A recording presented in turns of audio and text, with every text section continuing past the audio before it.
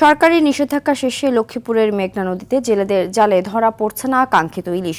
ভরা মৌসুম হওয়া সত্ত্বেও ইলিশের এমন সংকটে হতাশ হয়ে পড়েছেন জেলে ও মৎস্য ব্যবসায়ীরা। ফলে মাছঘাটগুলোতে অলস সময় পার করছেন তারা।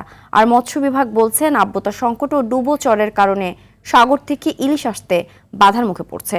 লক্ষ্মীপুর প্রতিনিধি পলাশ সাহার প্রতিবেদন জানাচ্ছেন আবরার মাহি।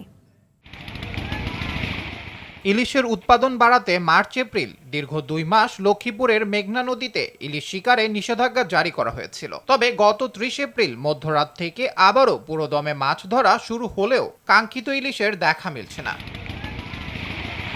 ছোট বড় প্রায় 30টি ঘাটে মাছ না পাওয়ায় অলস সময় পার করছেন আড়তদার ও জেলেরা। এছাড়াও নিষেধাজ্ঞা চলাকালীন সময়ে অনেক জেলে সরকারি সহায়তা না পাওয়ায় পরিবার পরিজন নিয়ে মানবতর জীবন কাটছে তাদের। অভিযান শেষ হয়েছে, এখন ইলিশ মাছ পাওয়া যাচ্ছে না। নদীতে গেলে আমরা 7-8 ঘন্টা থাকি।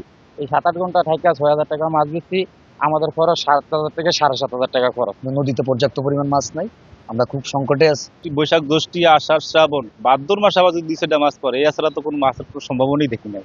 তবে মৌসুমের শুরুতে ধরা না পড়লেও আগামী কয়েকদিনের মধ্যে ইলিশ ধরা পড়বে বলে আশা এ মৎস্য কর্মকর্তার। আবহাওয়া তারতম্য